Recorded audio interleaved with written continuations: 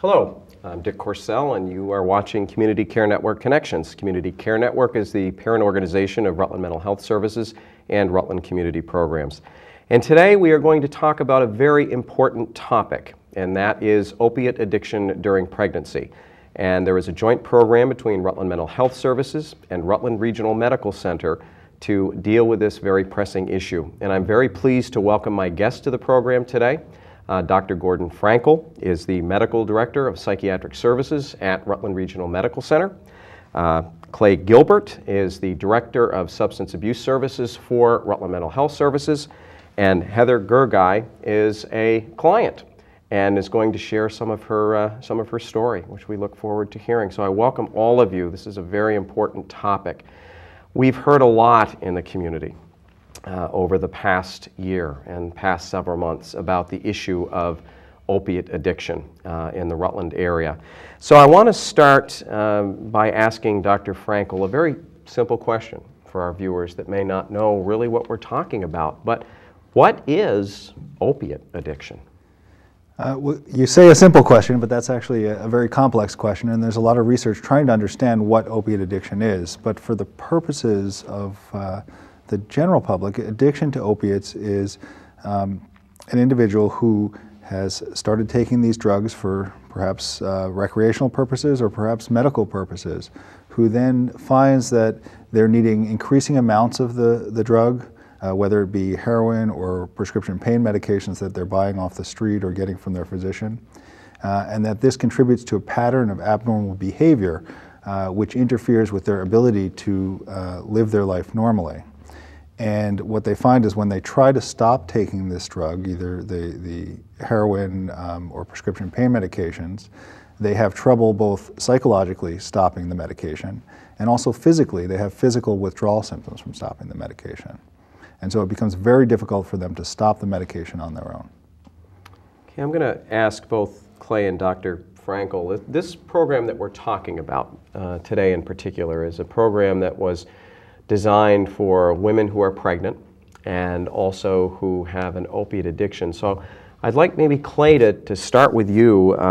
Why did we develop this program, and what were some of the compelling reasons to address this perhaps first? Well, it certainly is a large problem, as Dr. Frankle said.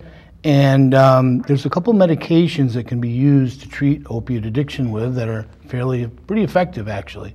One is methadone, which you don't have available currently in the Rutland area, and the other is buprenorphine. Buprenorphine is a medication that can be prescribed by a doctor to people that are addicted to opiates to help them with their cravings so that they don't go through the physical withdrawal or the psychological cravings as much. Then they can really get the treatment they need to address their recovery and their addiction. There was a fair amount of buprenorphine being prescribed in Rutland County, but in the last couple of years, two major prescribers either retired or left the area. And because of that, there was a fair amount of opiate-addicted folks who were not getting the treatment or the medication that they needed. So Tom Hubner from the Rutland Regional Medical Center called a meeting of all the local providers, doctors, folks from Evergreen, Rutland Mental Health, and other interested parties together to really talk about the problem. And we decided we need to do what we can. And as a result of that, we decided, okay, what is the population that is probably the most critical that we address? And we decided on the pregnant mothers for a few reasons. One, Dr. Foley, who works at the hospital in the delivery room, told us an interesting statistic that was kind of jaw-dropping, which was 1 in 7 women that are giving birth at the Rutland Hospital are addicted.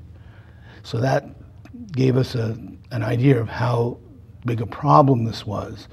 And of course, if a mother, an expectant mother, gives birth while she's using street drugs or other drugs, that can cause all kinds of problems for the infant and lead on to problems for many years to come. So we decided that this was a population that was small enough that we had the resources to tackle it, and at the same time, it would really make a difference in people's lives.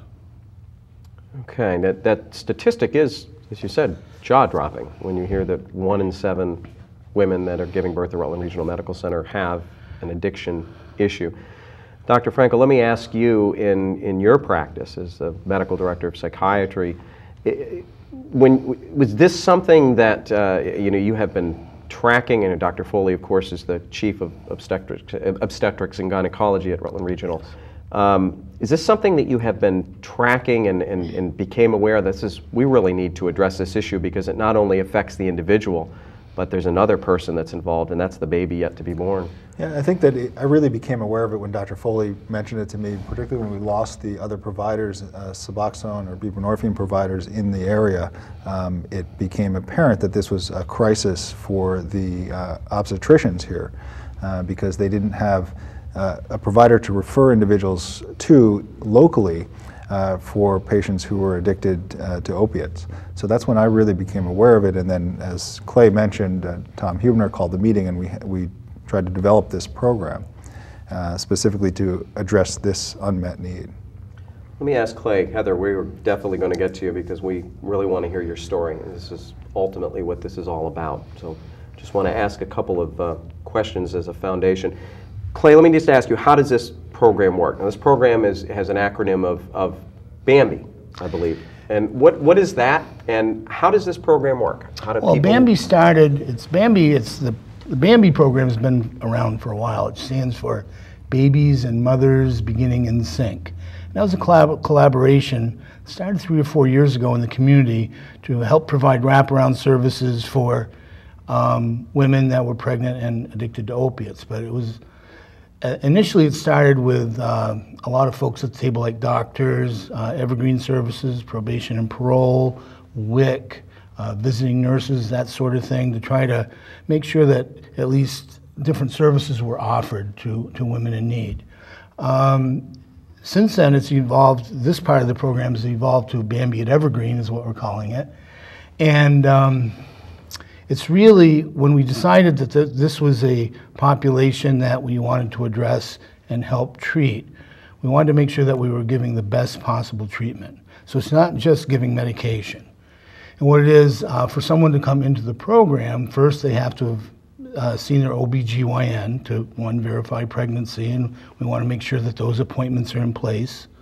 They receive a substance abuse assessment to make sure that they've been properly assessed as far as what their treatment needs might be beyond medication, their psychological treatment needs, whether that's outpatient treatment or residential treatment or whatever the case may be.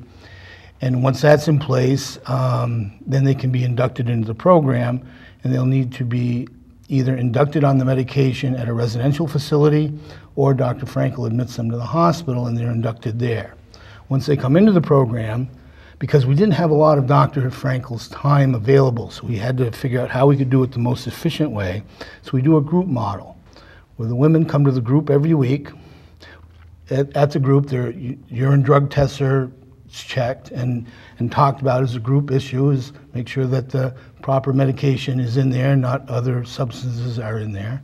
We talk about if they've been attending their treatment, their OBGYN appointments. If someone has an issue and they're not doing very well, we discuss that and try to come up with ways to intervene or encourage them or support them so that they can be following through with what they need to.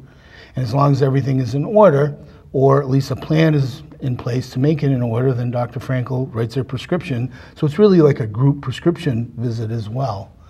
To date, I believe we've had 7 healthy babies born, which is, we just started in October, which I think is just really awesome. That's a remarkable statistic. I mean, those are 7 lives that are being born with a good chance. Now we want to talk a little bit with Heather. For you to tell your story, I think it's so important. These guys are the experts, and they are the ones that provide these programs. But you have offered to come and share your story and why you got involved and what it's been like for you. And I think people are really going to be interested because we talk a lot in these programs, and Clay, we talked on the substance abuse, and certainly with Dr. Frankle, the power of groups. In fact, our last program was on the adult outpatient program at Rutland Mental Health Services and how groups are very effective. So I'd like you to share as much as you feel comfortable with your story with the viewers and why you came upon this program? Well, I was a opiate user. It started, I had 2 back surgeries after having my first daughter, and I was getting narcotics from my provider due to all the back problems I was having. Then I found myself wanting more and more, and it was just not enough from my doctor, so I was seeking from the streets. And I got to a point in my life where I was just like, I have a daughter at home, and going door to door, do you have substances for me? And it's a hard life. I mean, you focus more on the drug than you do your family. So when I heard about the BAMBI program, I went to Evergreen, asked what they could do for help, and they had told me about going to see Dr. Frankle and being induced on Subutex, and I went in and got induced on them. And then my first group, it's definitely different but new, doing the group prescription, but it's very therapeutic. Like, I get to talk with other women that have the same deal. We could talk about how, my birth went and how my pregnancy is, and other issues like I have cravings, and what are other solutions to, get over the hurdle of having a craving. And I like all the groups. So that support that you're getting, and also other people having walked in your shoes, and perhaps I'm certain you probably come up with some tips and helpful suggestions for others as well. So I think that's very powerful. One of the interesting things I want to ask Dr. Frankle, and we want to talk a little bit more too with Heather as in terms of what other supports are needed, but it was interesting listening to Heather's story. Sometimes when we hear about things like drug abuse, you think, well, somebody's just recreationally using drugs and just goes off the deep end. But you find out so often the case is that originally the origin was a very legitimate purpose, following surgery or something that required pain medication, and that often just caused a situation where more and more was needed, but it was legitimate in its origin.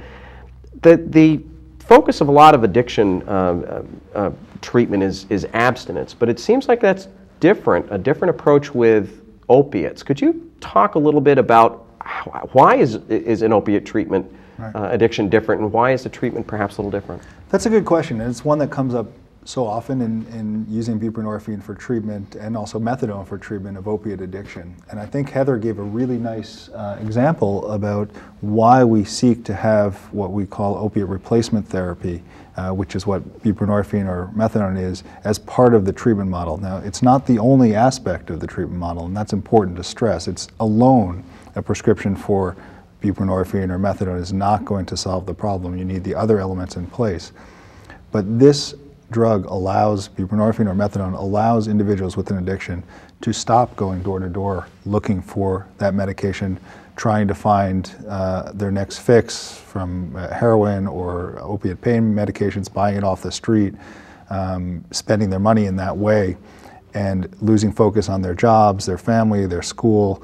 Essentially everything gets put secondary to finding the drug, because the withdrawal effects are so painful and difficult for people to tolerate, that if you can put in this medication, which is a substitute medication and decreases, but as Heather alluded to, doesn't eliminate completely the cravings, but decreases some of the physical withdrawal, they can then have the breathing room to develop the rest of their life and focus on their family, focus on their schoolwork, focus on getting a job, focus on their recovery through programs like Evergreen. So it's an important aspect of the treatment of addiction, particularly opiate addiction.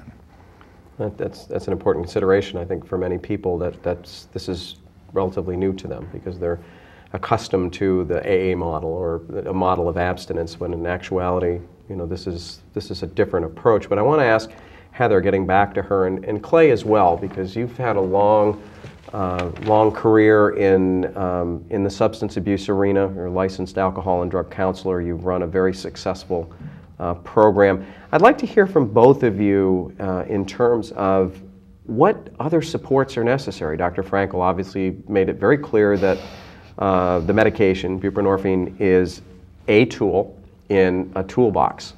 What else, Clay, and you can talk from the addiction standpoint in general, but Heather as well, what you really, after that allowed you to not have to focus so much on obtaining the drug, what else did you find to be really important in your recovery? You want to go first? Ladies Sure. first?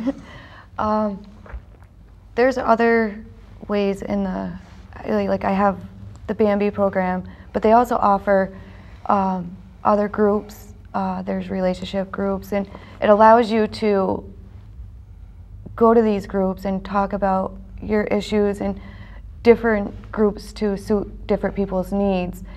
And you can actually take those groups and use them and be able to live everyday life and then go out and use those skills that you get from each and every group. Sure, and I'm in recovery myself, and you know, it's important, I think, first off, you have to rebuild your whole life, because you learn to live as an addict, where everything, whether it's where you live, the friends you hang out with, what you do for recreational activities, somehow has something to do with your addiction. So you need to learn to live as a non-addict. And what I try to envision is you have a person that's addicted with their life over here, where they have their addicted friends, things that they do, the way they make money, the way they have fun, even their diet. And then here is a life where that doesn't exist anymore, and they have new friends and new activities and a new job and no more legal problems and a nice house and all that. But to get from there to there is really a struggle. And that's where a lot of people fail, trying to make that transition into a new life. And if they grew up in an addictive household, it may be trying to transition into a life that they've never even experienced before. So there's a certain amount of fear where people need support. And that's where community recovery centers such as the Turning Point Club or Alcoholics Anonymous and Narcotics Anonymous can really offer a lot of support, where you can meet new people, learn how to live a recovery lifestyle, start having new interests, new acquaintances, and it's, for some of the folks, it's like the first time that they've done something kind of normal without a drug, like go to a baseball game or something. And just, it's almost like learning to walk all over again. Because humans, there's certain things that we're supposed to learn at certain ages. Like when we're 1 year old or so, we learn how to walk. When we're 2 or 3, we learn potty training and such and so on and so forth. And the older we are, the more complex the things are that we should be learning of how to do. So you get in your teenage years, which is when most people start toying around with alcohol or other drugs. And those are the years where you learn your morals, what it is to be a friend, what you want to be when you grow up, the things you want to stand for, the type of how to have a relationship. Those are some really important things that you should be learning during your teenage years. But if you learn them under the influence, you don't learn those basic skills very good. You learn them kind of sideways so that they work for an addictive lifestyle. But then when people try to get clean and sober, all those things they need to look at and try to evaluate, and they just don't know how to live. So learning those things certainly are a challenge. Yeah, as Clay's talking, Heather, I'm seeing you nodding your head a lot, because this is obviously, you've walked this walk. Clay has walked the walk. Have you found that you really are rebuilding your life? And I'm interested in how you feel that's, how you better mom for that. Oh, absolutely. It is hard, and it has stressful moments, but I'm here. I mean, I've made it a long ways, and I have a healthy baby, 2 healthy girls, and it is hard, and I feel great that I'm here, and I've made it this far. And to knock on wood, you know, recovery is always a challenge, and it's hard, but you know, I'm gonna keep going forward. But you know, you always have those moments, and that's where I have evergreen in my programs that I work. So I don't want to go back there. So I know my program, and I work my program, and keep learning to keep going, because to redo all this would be so hard. I'm going to now ask Dr. Frankle, there's been a lot of discussion in the community recently about an opiate treatment center. And while the fate of that is unknown at this time, I would like to get your thoughts on how a program like this, like Heather and Clay have been describing, would fit into an overall treatment regimen for opiate addiction in general. All right, so I think the program that's really being discussed is a methadone treatment center here in the Rutland area, and that would tie in very nicely with this program. I think that the level of support that we're able to provide for these young ladies is good for most of them and for many of them. However, some individuals with addiction to opiates, buprenorphine just doesn't cut it. They need methadone, which is a different medication, different treatment. It provides a little more structure, a little different pharmacology on the medication. And some individuals fail out of buprenorphine treatment because their methadone treatment is not available. So to be able to refer individuals to that level of treatment, which is a little higher level of treatment, who aren't making it in the buprenorphine program, would be wonderful to have that in our area and allow people to get the treatment here locally. You know, methadone's been around for quite a while. Its effects and use in pregnancy have been studied quite well. And it's actually the first choice of treatment if it's available to use methadone in pregnant women. So I think that would tie in very nicely with the program we have going on now. Clay, obviously you're very involved in the entire spectrum of addiction and recovery work, and you mirror that, I would imagine, what Dr. Frankle had said about fitting in with the other programs that you have and also that you collaborate with Dr. Frankle and Rutland Regional. Well, absolutely. And you know, sometimes I compare addiction to diabetes.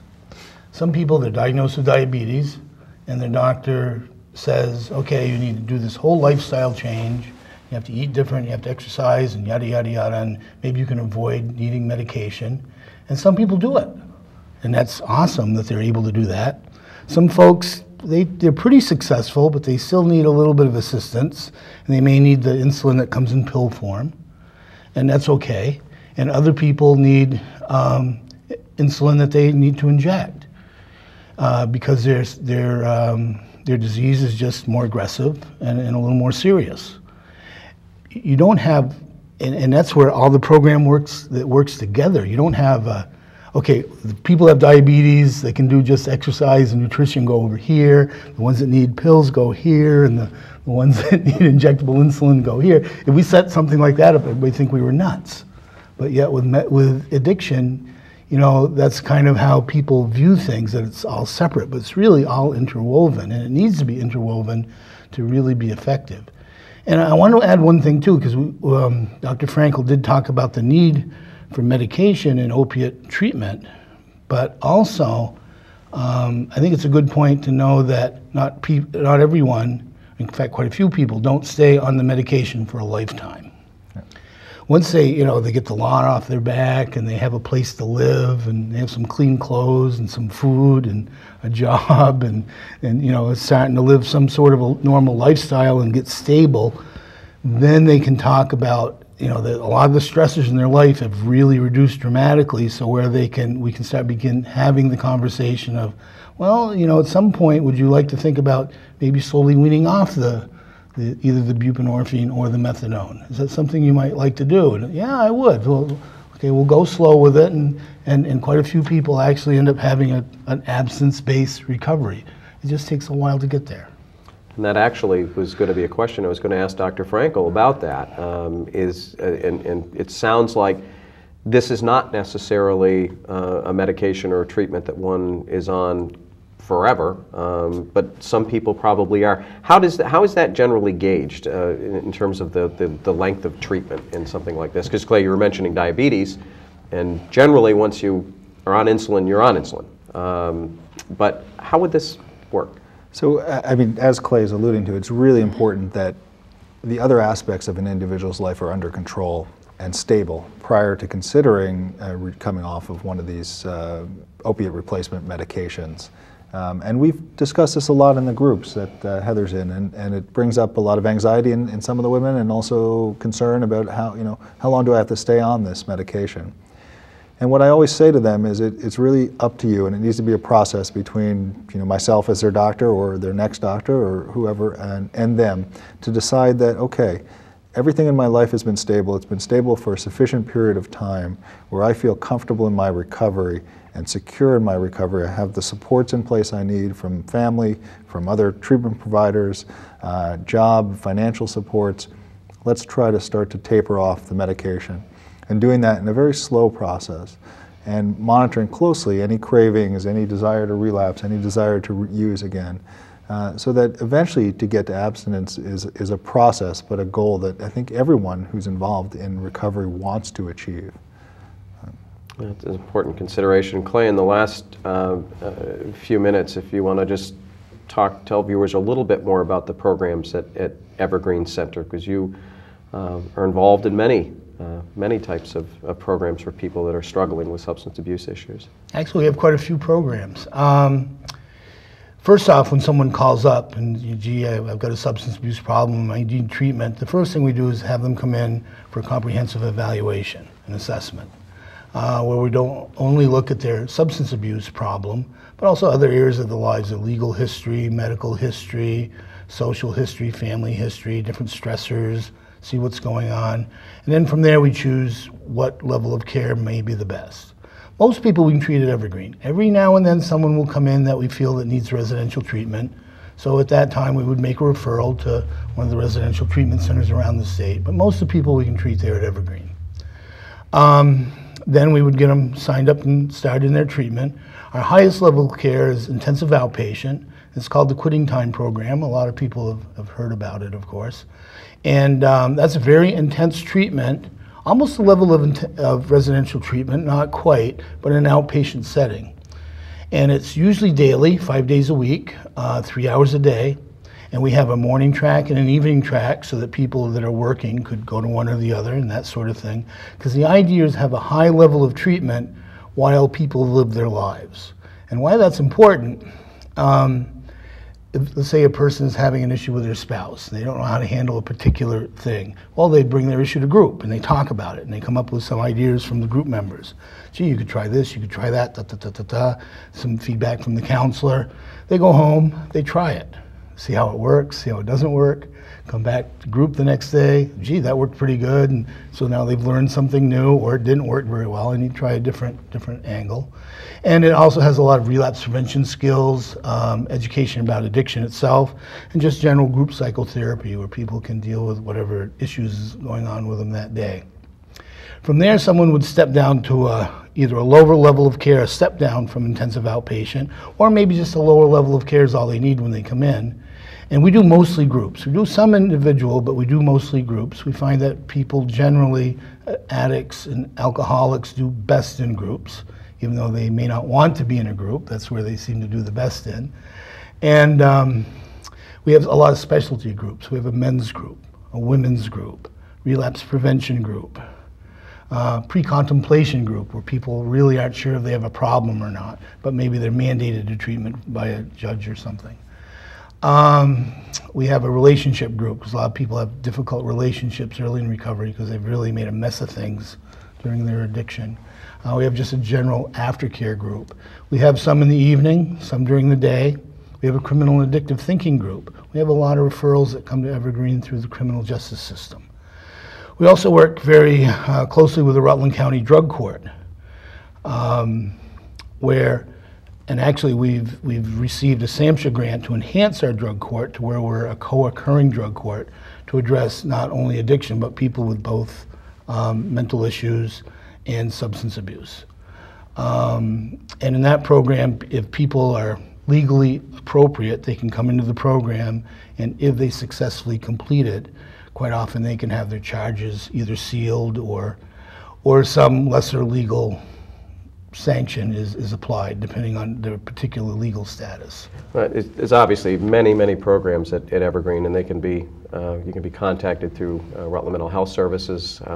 I really want to thank the guests today, Dr. Gordon Frankle of Rutland Regional Medical Center and Clay Gilbert of Rutland Mental Health Services, Evergreen Center, and Heather Gergely for sharing your story. This is fantastic, and congratulations, and we wish you well in your recovery. Thank you. So I want to thank you.